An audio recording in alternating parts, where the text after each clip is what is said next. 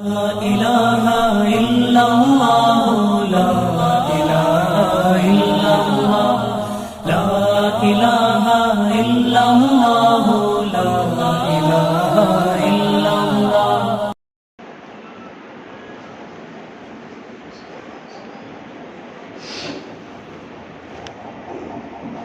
السلام عليكم ورحمة الله وبركاته. الحمد لله نحمده ونستعينه ونستغفره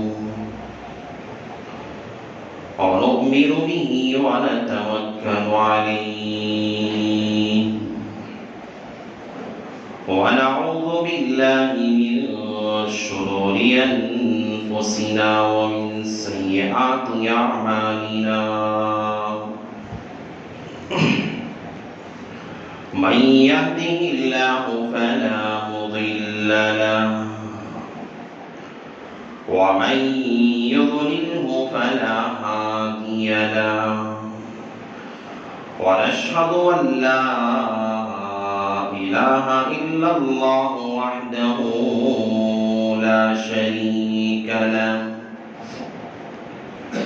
ونشهد أن سيدنا ومولانا محمدا عبده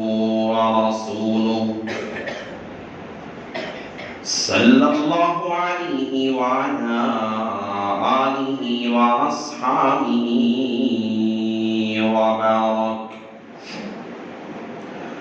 وبارك وسلم تسليما كثيرا.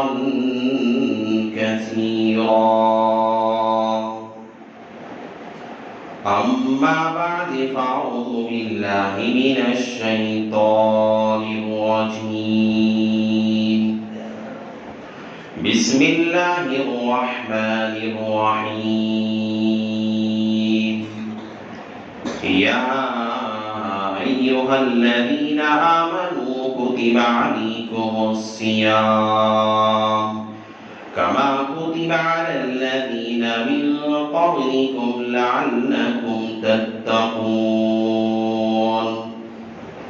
وقال النبي صلى الله عليه وسلم من صام رمضان إيمانا واحتسابا غفر له ما تقدم من ذنبه ومن قام رمضان إيمانا واحتسابا غفر له ما تقدم من ذنبه ومن قام ليلة القدر إيمانا واحتسابا غفر له ما تقدم من ذنبه أو كما قال النبي عليه الصلاة والسلام. رب اشرح لي صدري ويسر لي أمري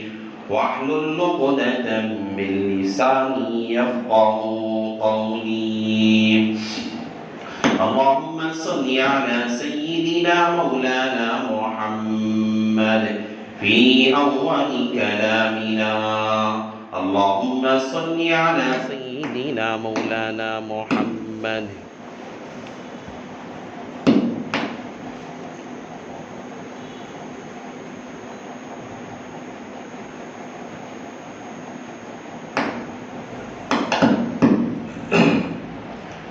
اللهم صل على سيدنا مولانا محمد في أوسط كلامنا. اللهم صل على سيدنا مولانا محمد في آخر كلامنا.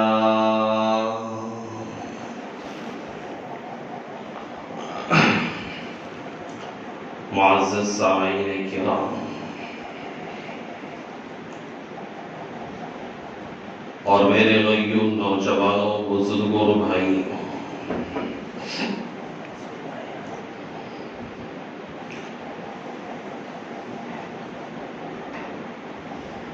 تقریباً ابھی 1-2 دن گزرنے کے بعد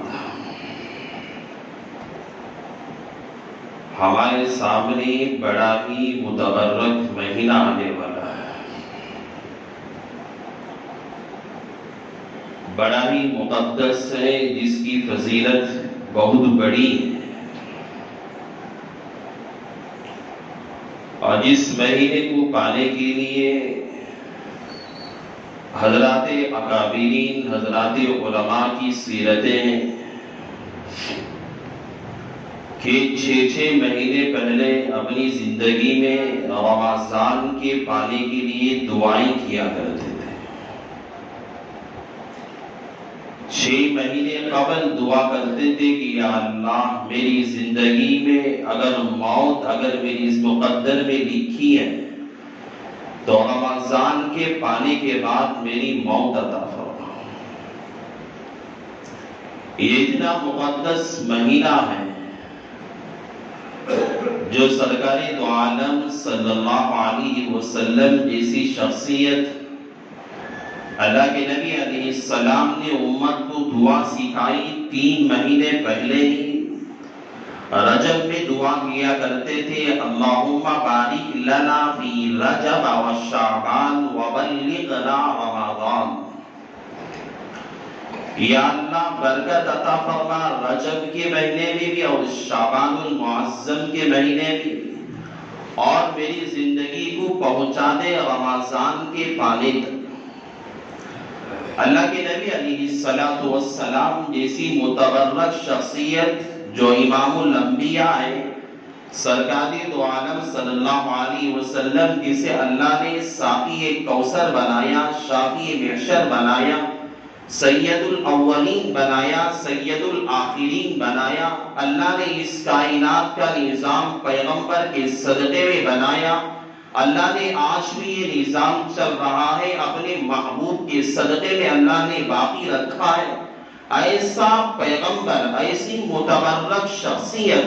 ایسی عظیم شخصیت اللہ کے نبی علیہ السلام دعا کرتے ہیں رجب کے مہینے کے اندر بھی،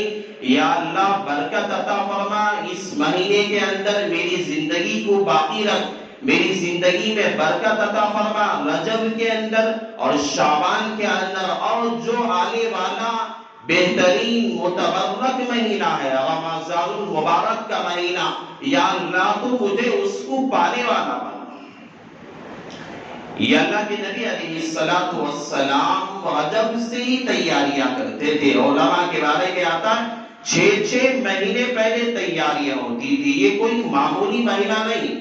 رمضان کا مہینہ کوئی معمولی مہینہ نہیں، بڑا ہی مقدس مہینہ ہے، بڑا ہی مقدس مہینہ ہے۔ حضرات اکابرین، حضرات علماء کے بارے میں آتا ہے ساری مشغولیتیں، سارے کام کاج، ساری تصنیفات، ساری تحریرات، اپنی خط و کتابت، اپنے درس، اپنے سارے مجالس ختم کر دیتے اور ہمہ تن ہو کر اپنی کمر باندھ کر رمضان سے پہلے تیار ہو جاتے ہیں، اور جب تک چاند نظر نہیں آتا اپنی خانقاہوں سے، اپنی عبادت گاہوں سے، اپنے کمروں سے باہر نہیں نکلا کرتے تھے۔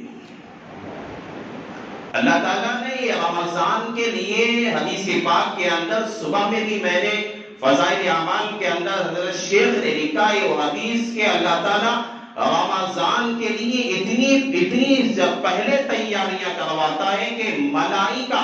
فرشتے جنت کو سوارتے ہیں اور رمضان کی تیاریاں کرتے ہیں، اور نیک بندوں کے لیے اللہ تعالیٰ جنت کو سوارتا ہے،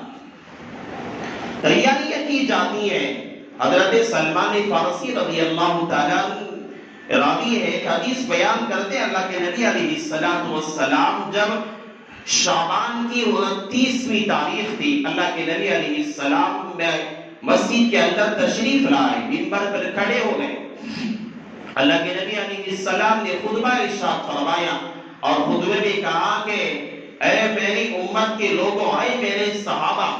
یہ تمہارے پاس ایک دن گزرنے کے بعد ایک مہینہ آنے والا ہے، یہ ایسا متبرک مہینہ ہے، اگر کوئی آدمی اس کے اندر ایک رات میں اگر کوئی آدمی عبادت کرتا ہے، اللہ تعالیٰ اسے 70,000 راتوں کی عبادت کا اللہ ثواب عطا کرتا ہے، اور کوئی بندہ یہ اتنی فضیلت والا مہینہ ہے، اگر کوئی آدمی ایک فرض ادا کرتا ہے، اللہ تعالیٰ رمضان کے علاوہ غیر رمضان میں 70 فرائض کے ادا کرنے کا ثواب عطا کرتا ہے۔ مثال کے طور پہ فرض نماز، فجر کی نماز کوئی آدمی رمضان میں پڑھتا ہے تو اللہ تعالیٰ رمضان میں نماز فجر کی ادائیگی پر اور نماز ظہر کی ادائیگی پر آدمی کو اللہ تعالیٰ اتنا ثواب دیتا ہے جو رمضان کے علاوہ انسان نے 70 فرضیں یعنی 70 مرتبہ فجر کی نماز اس نے ادا کی ہو، اور جتنا 70 مرتبہ نماز فجر کی ادائیگی کے کرنے پر اللہ تعالیٰ ثواب دیتا ہے۔ رمضان کا ایسا مہینہ ہے اگر بندہ یہ فجر پڑھتا ہے 70 فرائض کا ثواب بندے کے نامہ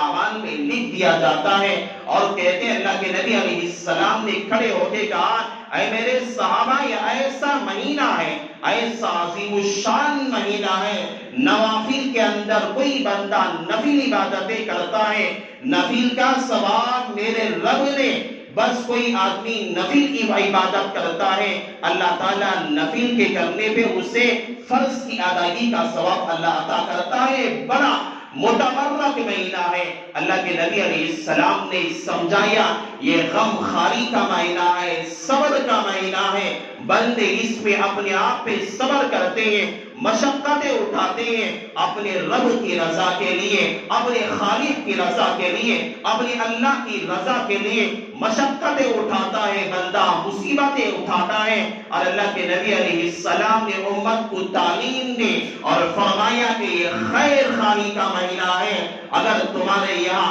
کام کرنے والا نوکر ہے، تمہارے یہاں کام کرنے والا غلام ہے، تمہارے یہاں گھر پہ کام کرنے والے لوگ موجود ہیں، تمہارے دستے نگاہ اور تمہارے ہاتھ کے نیچے کوئی کام کرنے والے لوگ موجود ہیں، اللہ کے نبی علیہ السلام نے کہا رمضان جب آئے گا ان لوگوں کے ساتھ جو تمہاری ماتحتی میں رہنے والے لوگ ہیں، تمہاری ذمہ داری میں رہنے والے لوگ ہیں، اور تمہارے گھر میں کام کرنے والے نوکر ہیں، تمہارے کارخانوں میں کام کرنے والے لوگ ہیں، تمہاری فیکٹریوں میں کام کرنے والے لوگ ہیں، آقا دو جہاں صلی اللہ علیہ وسلم نے فرمایا ان لوگوں کے ساتھ خیر خواہی کرو۔ خیر خواہی کا مطلب کیا ہے؟ آقا فرماتے ہیں کہ ان کے ساتھ نرمی کا برتاؤ کرو، اتنا زیادہ بوجھ نہ ڈالو جتنا رمضان کے علاوہ کیا کرتے تھے، اتنی زیادہ مشقت میں نہ ڈالو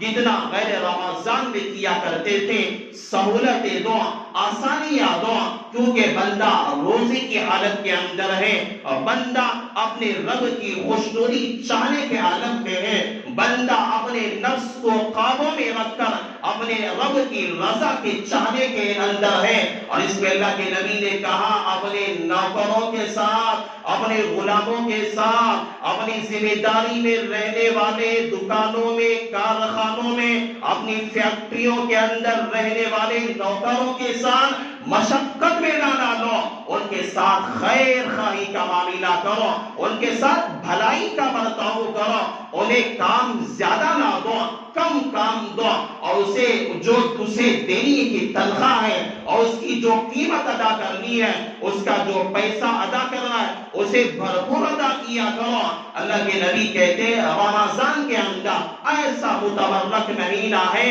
اگر کوئی بندہ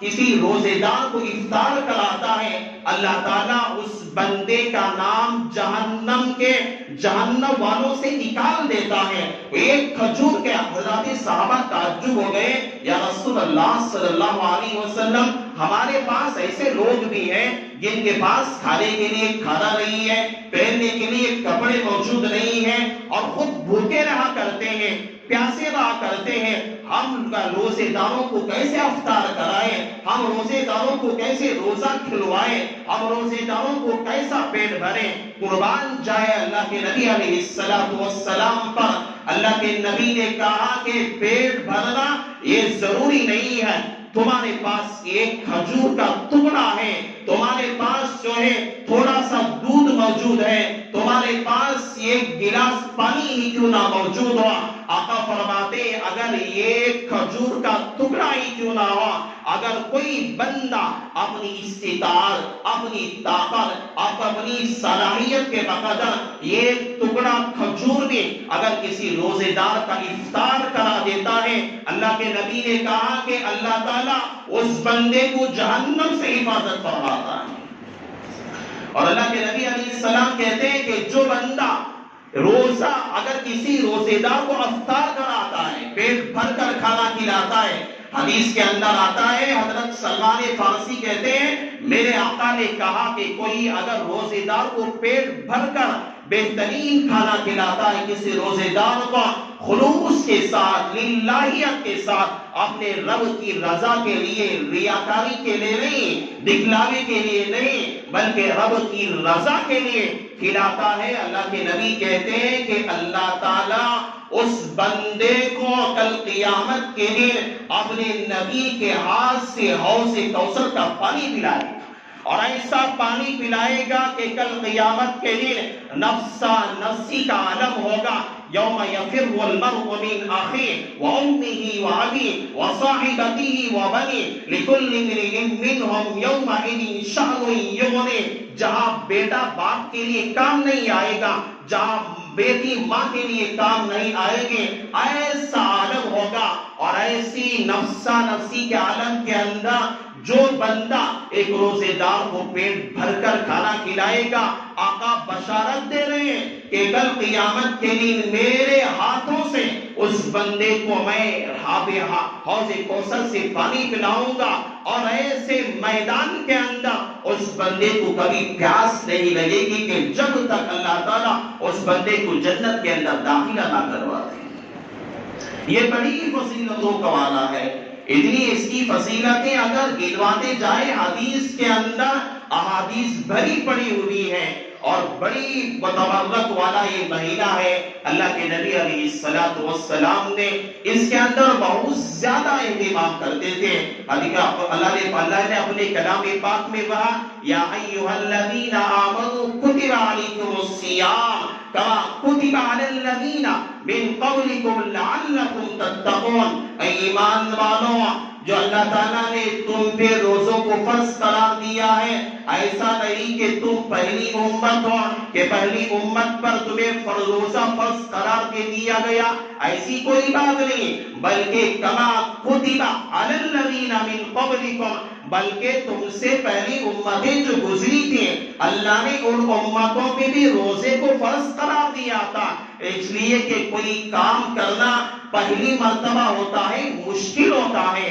کوئی آدمی پہلا کام کرتا ہے، کوئی پہلی چیز بناتا ہے، جس طرح کہ ہم دیکھتے ہیں ہندوستان کے اندر آگرہ کی سرزمین پہ بہترین تاج محل تیار ہے، جب پہلی مرتبہ وہ خوبصورت سا تاج محل جب بنایا گیا، ایسا لگنے لگا، ایسی مشقتوں سے بنایا گیا کہ پوری دنیا کے اندر اس کا چرچا ہونے لگا، اس کا نام لیا جانے لگا، لیکن آج بھی انجینئر کو اگر کہا جائے گا اس تاج محل کا نقشہ دیکھ کر، آج کا انجینئر اسے آسانی سے تیار کر سکتا ہے، آسانی سے بنا سکتا ہے۔ کیوں؟ وجہ یہ ہے کہ پہلی مرتبہ کوئی چیز بنا دی گئی، پہلی مرتبہ کوئی کام کر دیا گیا، دوسری مرتبہ کرنا ان کے لوگوں کے لیے آسان ہو جاتا ہے۔ اللہ تعالیٰ کہہ رہا ہے تم لوگ پہلی مرتبہ بھوکے نہیں رہ رہے ہو، تم لوگ پہلی مرتبہ پیاسے رہنے والے نہیں ہو،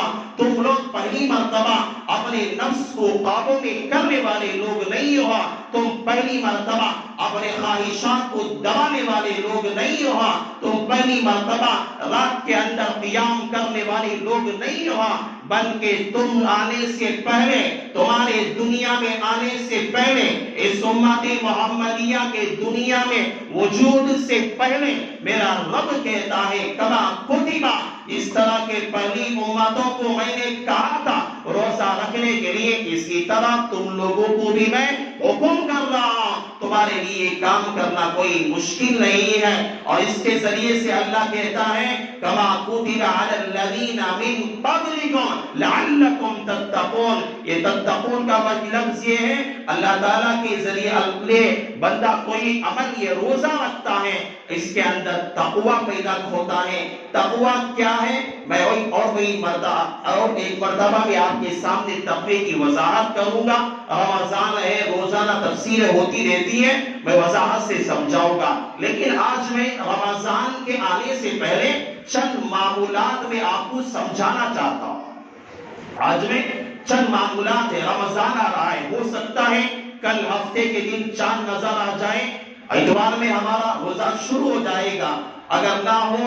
تو اتوار کے دن ہم چاند دیکھیں گے تو ایک دن ہے یا 2 دن ہے رکھ لو. رمضان ہمارے سر پہ نہیں بلکہ ہمارے سامنے آ چکا ہے. رمضان کیسے گزارنا ہے؟ ارے ہم کسی تفریحات میں جاتے ہیں گھومنے کے لیے جاتے ہیں شادی بیاہ کا موقع آتا ہے آنے سے پہلے مہینے پہلے تیاریاں ہوتی ہے. شادی میں ہے جلوے میں کون سا ڈریس پہننا ہے مہندی کے رسم میں کون سا ڈریس تیار کیا جائے اور جو ہے فلاں منگنی کے اندر اور ولیمے کے اندر شادی کی محفل میں میرے بچے کون سا کپڑا پہنے میری بیوی کون سے لباس استعمال کرے اور میں کون سے کپڑے استعمال کروں. مہینے پہلے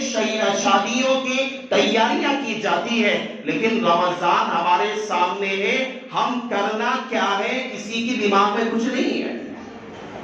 ارے آ رہا ہے رمضان جائے گا معلوم نہیں. اتنے لوگ یہاں بیٹھے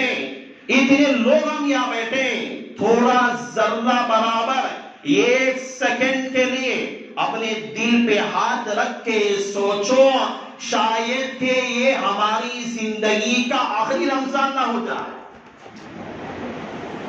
دل میں ہاتھ رکھ کر دیکھو سوچو کتنے لوگ تھے رمضان میں گزشتہ رمضان اب ہے کتنے لوگ تھے ہماری مسجد میں یہاں بیٹھنے والے خود میرے سامنے بیٹھ کر بیان سننے والے لوگ تھے گزشتہ رمضان اب نہیں ہے. معلوم نہیں میرا آخری رمضان ہو آپ لوگوں میں سے کسی کا آخری رمضان ہو پتہ نہیں کس کا آخری رمضان ہے. اس لیے ہم میں سے ہر آدمی سوچنا یہ ہے میری زندگی کا یہ آخری رمضان ہے میری زندگی کا آخری رمضان ہے. جہاں تک ہو سکے میں اپنی زندگی کو صحیح راہ پہ جہاں تک ہو سکے میں اس رمضان کو صحیح قدردانی کے ساتھ جہاں تک ہو سکے میں اس مہینے کے اندر اپنے رب کو راضی کر کے رہوں گا. یہ تہیہ کرنا چاہیے. اور رمضان آنے سے پہلے ہمارے معمولات بنائیں ہم کرنا کیا ہے ہم کریں گے کیا کہ جس طرح غیر رمضان کے اندر پورا دن بھر ہم کمانے کے اندر ہم پورا دن بھر گپ شپ کے اندر پورا دن بھر بات چیتوں کے اندر ادھر ادھر بیٹھ کر وقت گزار دیا ٹائم پاس کر دیا ایسے گزاریں گے نہیں ایسا نہیں. حضرت شیخ لکھتے ہیں آدمی کو چاہیے رمضان آنے سے پہلے اپنے معمولات بنائے. اپنے معمولات کے آدمی اگر کمانا بھی ہے اپنا کاروبار بھی ہے اپنے کاروبار کو تھوڑا آگے پیچھے کر لے آگے پیچھے کر کے. اور بہت سارے اللہ کے وہ نیک بندے بھی ہیں میں انہیں مبارکباد دیتا ہوں جو اپنے کام و کاج کو ختم کر دیتے ہیں اور رمضان کا پورا مہینہ ہونے تک کوئی کام نہیں کرتے. پہلے ہی تیاریاں کر کے اپنے گھر کا سارا انتظام پہلے ہی کر دیتے اور پورا رمضان ہمارے اس مسجد میں بیٹھنے والے آپ لوگوں میں سے بھی بہت سارے جنہیں میں جانتا ہوں ایسے لوگ بھی اللہ کے نیک بندے ہیں جو رمضان کی تیاری شعبان میں کر دیتے اپنے گھر کا سارا انتظام کر دیتے اور یہ رمضان سے لے کر عید تک اللہ کی عبادتوں میں مکمل روزے رکھ کر گزارا کرتے. ایسے لوگ بھی ہیں مبارکباد خوش نصیب بندے ایسے.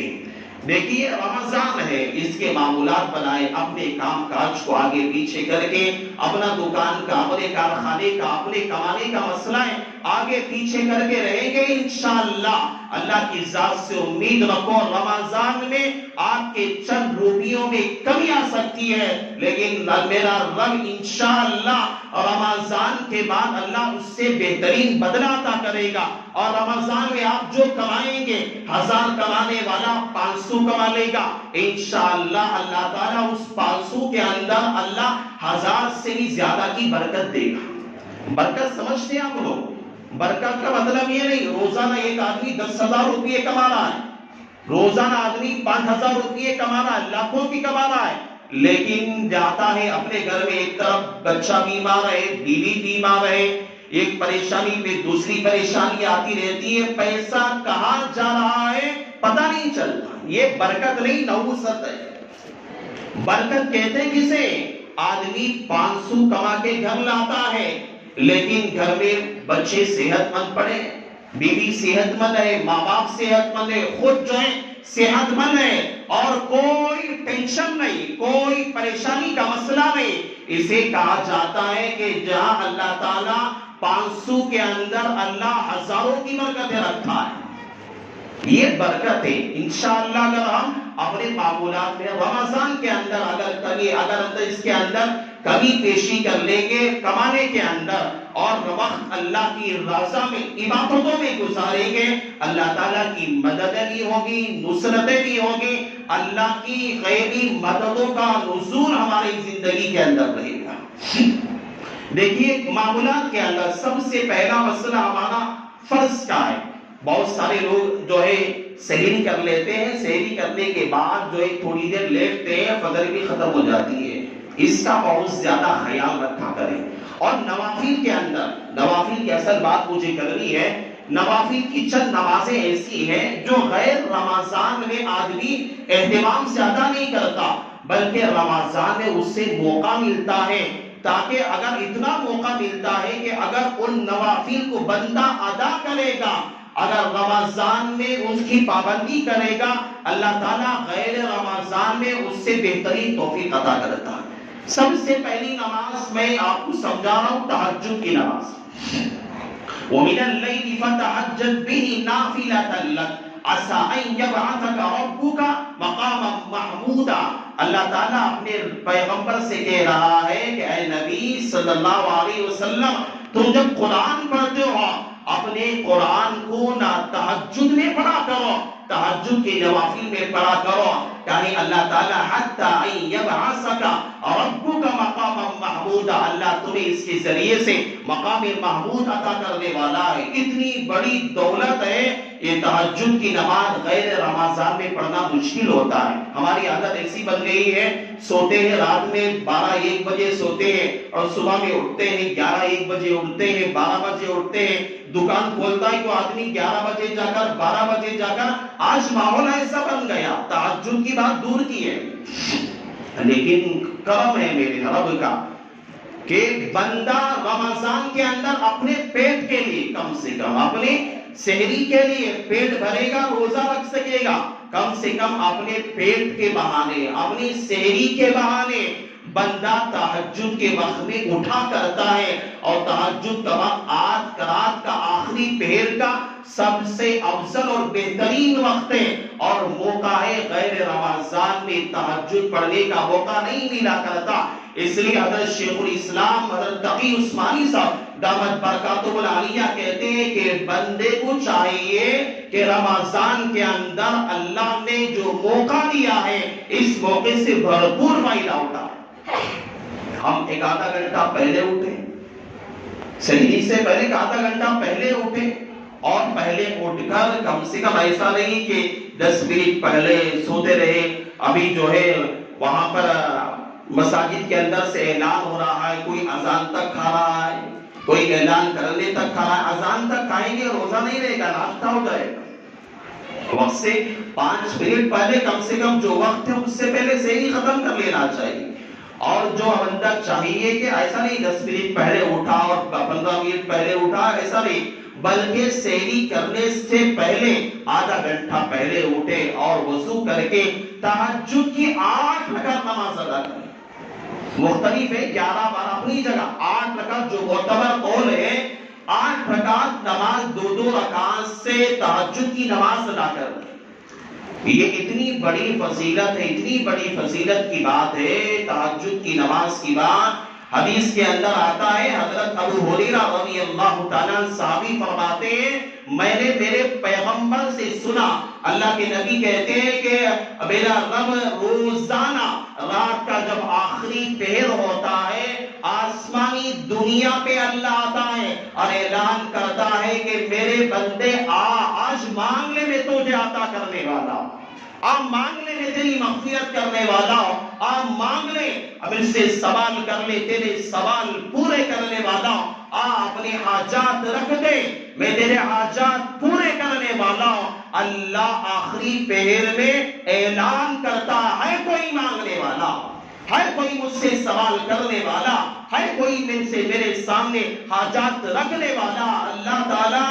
آسمانی دنیا پہ یہ کیسے آتا ہے، یہ الگ کیسے آسمانی دنیا پہ آ کے اعلان کرتا ہے کوئی مانگنے والا۔ رمضان میں اٹھ کے اگر کوئی بندہ جو بڑی مشقت کا ہوتا ہے رات میں اٹھنا، اور بندے کے لیے ایسی راتوں کے اندر تتجافى جنوبهم عن المضاجع يدعون ربهم خوفا وطمعا، اللہ تعالیٰ کہتا ہے کہ جو لوگ تتجافى جنوبهم اپنے پہلوؤں سے جو ہے الگ ہوگا ایسے وقت میں جہاں رات کی تاریکی کا وقت ہوتا ہے لوگ سو رہے ہوتے ہیں، تتجافى جنوبهم عن المضاجع جو اپنے بستروں سے الگ ہوتے ہیں اور اپنے رب کے سامنے خوفا وطمعا اپنے رب کے سامنے آہوزاری کرتے ہیں۔ اللہ تعالیٰ ایسے بندوں کو بہت پسند کرتا ہے، ایسے بندوں کو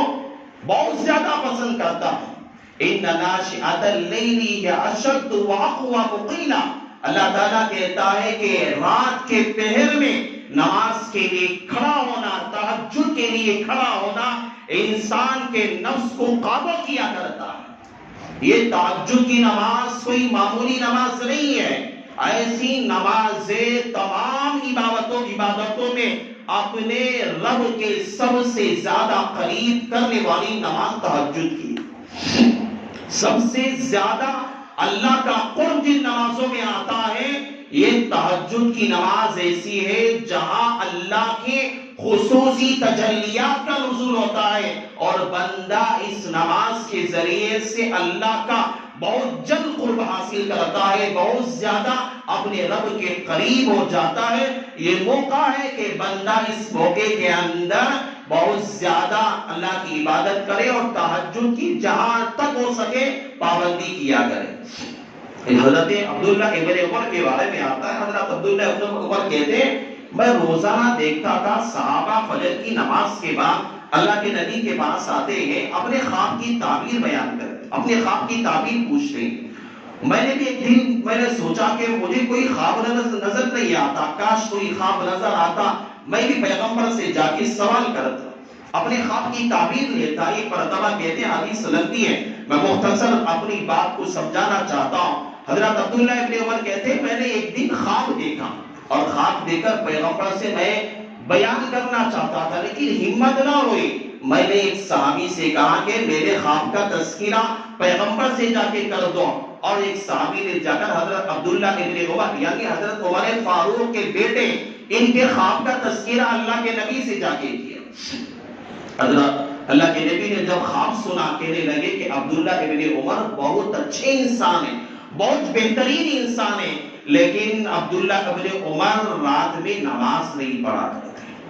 رات میں قیام نہیں کرتے۔ وہ صحابی آئے عبداللہ ابن عمر کے پاس کہنے لگے پیغمبر نے آپ کی شان میں یہ الفاظ کہے، آپ بہترین انسان ہیں۔ کہنے لگے عبداللہ ابن عمر رات میں قیام نہیں کرتے۔ حضرت عبداللہ ابن عمر کہتے میں نے جب پیغمبر کے الفاظ کو جب میں نے سنا، اس صحابی نے آ کر بیان کرنے کے بعد عبداللہ ابن عمر کہتے ہیں میں نے اپنی زندگی میں پھر کبھی میں نے تہجد کو نہیں چھوڑا۔ اللہ کے نبی چاہتے تھے عبداللہ ابن عمر سے کہ تہجد پڑھیں، تہجد کے ذریعے سے بندہ اپنے رب کے زیادہ قریب ہوتا ہے۔ اور دوسری نماز ہے آسانی کے ساتھ جو دیگر رمضان کے علاوہ آدمی اہتمام نہیں کر سکتا، اشراق کی نماز۔ اشراق کی نماز جو فجر کی نماز یعنی طلوع آفتاب کے تقریباً 20 منٹ کے بعد جو اشراق کی نماز ہے، دوسرے اوقات کے اندر رمضان کے علاوہ پابندی نہیں ہوتی، لیکن رمضان کا موقع ہے، بیٹھے رہے، اشراق کا وقت ہو یا 4 رکعت نماز ادا کر لی، بہت افضل نماز ہے۔ اللہ تعالیٰ اشراق کے پڑھنے پر ایک عمرہ حج مقبول حج کے ادائیگی کا اللہ تعالیٰ ثواب عطا کرتا ہے۔ اور تیسرا عمل ہے اوابین کے پڑھنے، یہ معمولات آپ کو بتا رہا ہوں۔ اوابین کی نماز ہے، مغرب کی نماز ہونے کے بعد 2 رکعت سنت پڑھنے کے بعد 6 رکعت اوابین ہے۔ یہ اتنی افضل نماز ہے، کوئی آدمی اس کے 6 رکعت بھی ہے، 20 رکعت بھی ہے۔ ہمارے اکابرین 20 پڑھا کرتے تھے، ہم کم سے کم 6 تو پڑھ لیں۔ اوابین مغرب کے بعد پڑھی جاتی ہے، 6 رکعت نماز ایسی نماز ہے کہ انہیں اللہ تعالیٰ 70 سال کی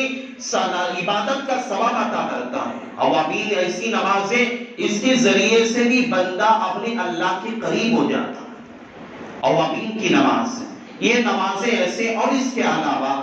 بندہ رمضان کے اندر جب تہجد، اشراق، اوابین کی پابندی کرے گا، ایک دوسرا عمل یہ ہے کہ اللہ کے کلام کی تلاوت کثرت سے کرے۔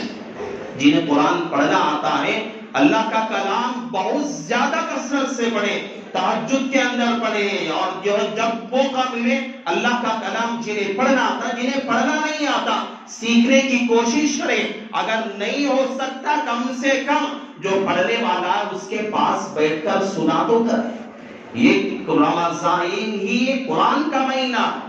اور اس کے بارے میں سمجھاؤں گا۔ اور دوسری بات ہے، رمضان کے مہینے کے اندر جو سب سے زیادہ اللہ کی قربت، اللہ کی للہیت جو بندے کے اندر آتی ہے، یہ عمل سب سے افضل عمل یہ ہے کہ اللہ کا ذکر کثرت سے کرے۔ اللہ کا ذکر رمضان میں کثرت سے کیا کرے۔ کوئی بھی ذکر، سبحان اللہ، الحمدللہ، اللہ اکبر، اور چوتھا کلمہ، کوئی بھی جو ذکر آپ کو آتا ہو، اٹھتے بیٹھتے جہاں بھی ہے استغفار پڑھے، آپ جو عمل جو ذکر آپ کو آتا ہو، درود شریف پڑھے کثرت سے، چلتے پھرتے اٹھتے بیٹھتے کھاتے پیتے ہر جگہ اپنی زبان کو اللہ کی یاد سے تر کر لیں۔ یہ بہت زیادہ اہم عمل ہے، اور جو بندہ اپنی زبان کو اللہ کی یاد سے، اللہ کی یاد میں مشغول کر لیتا ہے، اللہ تعالیٰ اس کے سارے کام کو اپنی ذمہ داری میں لے لیتا ہے۔ اور حضرت شیخ الاسلام کہتے ہیں رمضان کے اندر ان تمام ذکروں میں تیسرا کلمہ کثرت سے پڑھیں، سبحان اللہ والحمد للہ ولا الہ الا اللہ واللہ اکبر ولا حول ولا قوت الا باللہ العلی العظیم۔ جس سے تیسرا کلمہ پڑھنا آتا ہے، یہ تیسرا کلمہ رمضان کے اندر کثرت سے پڑھا کریں، اور جنہیں نہیں آتا جو سا ذکر آپ کو آتا ہے کثرت سے اللہ کا ذکر کیا کرے۔ اس ذکر کی وجہ سے اللہ تعالیٰ کی خوشنودی، بندہ اللہ کی زیادہ بہت زیادہ قریب ہو جاتا ہے۔ یہ معمولات ہیں، میں نے جو آپ کو بتایا کہ فرائض کی پابندی ہے، سنتوں کی پابندی ہے، اور رمضان کے اندر تہجد کی پابندی ہے، رمضان کے اندر اشراق کی پابندی ہے، اوابین کی پابندی ہے، اور بندہ اللہ کے کلام کی تلاوت ہے اور اللہ کے ذکر کی پابندی ہے۔ یہ عمل کر لیں گے انشاءاللہ پابندی کے ساتھ پورے رمضان میں، انشاءاللہ رمضان گزرنے کے بعد بھی اللہ تعالیٰ ہمیں اپنی حالت پہ، اپنی نمازیت کی حالت میں، اپنی نیک نامی کی حالت پہ اللہ برقرار رکھے گا۔ آنے والا پورا سال ہمارا اچھائی کے ساتھ گزرے گا، بغیر پریشانی کے ساتھ گزرے گا، بغیر مصیبتوں کے ساتھ گزرے گا۔ اگر آنے والا رمضان ہم نے کوتاہیوں میں گزار دیا، غفلتوں میں گزار دیا، لکھ کے رکھ لو یہ بات، ہمارے اکابرین کی بات میں کہہ رہا ہوں، اگر رمضان کوئی بندہ غفلتوں میں گزارتا ہے، آنے والا پورا سال پریشانیوں میں گزارے گا۔ ہم اپنی زندگی کا فیصلہ خود کرنا ہے، آنے والا سال ہم اپنے زندگی کا پریشانیوں میں گزارنا ہے یا آسانیوں میں گزارنا ہے۔ رمضان آنے سے پہلے ہم خود فیصلہ کریں۔ اللہ سے میں دعا کرتا ہوں کہ اللہ تعالیٰ جو باتیں مجھ ناچیز سے اللہ نے کہلوائی ہیں، اللہ سب سے پہلے مجھے عمل کی توفیق نصیب فرمائے۔ اللہ آپ تمام لوگوں کو بھی رمضان صحیح قدردانی کے ساتھ گزارنے کی توفیق نصیب فرمائے۔ بس انہی کلمات پر اپنی بات کا اختتام کرتا ہوں، اور ایک بات یہ ہے کہ بات ختم کرنے سے پہلے جو سحری افطاری کی جو ٹیمنگ آ رہی ہے، جو آ رہے ہیں، ان میں بہت سارے ایسے ہوتے ہیں ٹیمنگ آگے پیچھے ہیں۔ دیکھو ٹیمنگ کا مسئلہ بہت نازک ہے، اگر ٹیمنگ آگے پیچھے رہی، آپ نے سحری کسی ایسی کیلنڈر دیکھ کر لیا جس میں وقت زیادہ ہے، آپ کا روزہ نہیں ہوگا۔ ایک میں نے دیکھا کل ایک جگہ پہ 20 منٹ زیادہ ہے، کوئی بندہ اگر اس کے مطابق اگر سحری کرے گا، اس کی سحری نہیں بلکہ ناشتہ ہو جائے۔ اس لیے کل علماء یعنی ہمارے اسی شہر کے علماء کا ایک جو ہے مشورہ اور میٹنگ ہو کر ہم نے متفقہ فیصلہ اسی کیلنڈر کے اوپر لکھا ہوا ہے، علماء چامراج نگر کا متفقہ سحری اور افطاری کا کیلنڈر یہ لکھا ہوا ہے، جہاں پر بھی ہو آپ یہ دیکھ کر، جہاں علماء چامراج نگر کا متفقہ فیصلہ سحری اور افطاری کا یہ دیکھ کر اس کیلنڈر پر عمل کیا کرے، ورنہ بہت سارے ایسے ہیں جہاں آگے پیچھے وقت ہو جاتا ہے۔ اگر وقت کے اندر ہم کمی بیشی کریں گے، ہمارے روزے صحیح سے نہیں ہوگے، اس لیے اس کا خیال رکھا کریں۔ جو بھی دے دیا، کہیں میسور کا ہے، کسی دوسری جگہ کا ہے، ہم نے موبائل میں ٹیپ دیکھ لیا اور ہم نے گوگل پہ مار کے دیکھ لیا، آپ وہاں بہت ساری جگہ بنگلور سے لے کر ہمارے شہر میں 4 منٹ کا فاصلہ ہے اور دور ہے۔ اگر کوئی دور کا آپ مانتے ہیں گوگل کے اندر کہ سحری کا ٹائم کیا ہے، وہ کسی بنگلہ دیش کا دکھائے گا، پاکستان کا دکھا، کسی دوسرے ملک کا دکھا گیا، اسی کے مطابق ہم سحری کر لیں گے، افطاری کر لیں گے، ہمارا روزہ کہاں رہے گا؟ ہم سب جگہ کی اوقات بہت الگ ہوتے ہیں۔ میں بتاؤں ہمارے بنگلور سے چامراج نگر کا فاصلہ 4 منٹ کا ہے، آگے پیچھے ہوا کرتے، اس لیے جو میں نے آپ کو نام دے کر پڑھے، جہاں پہ علماء چامراج نگر کا متفقہ جو سحری افطاری کا جو کیلنڈر ہے، ہمارے شہر کے لوگ اس پر عمل کیا کریں، دوسرے کیلنڈروں میں شاید چامراج نگر ہی کے لوگوں نے بنایا کیوں نہ اس پہ عمل نہ کیا کرے، جہاں چامراج نگر کے علماء کا نام لکھا ہوا ہے اس پہ عمل کیا کرے۔ اللہ تعالی ہم سب کو عمل کی توفیق عطا فرمائے۔ بس انہی کلمات پر اپنی بات کا اختتام کرتا ہوں، آمین وآخر الدعوانا الحمدللہ رب العالمین۔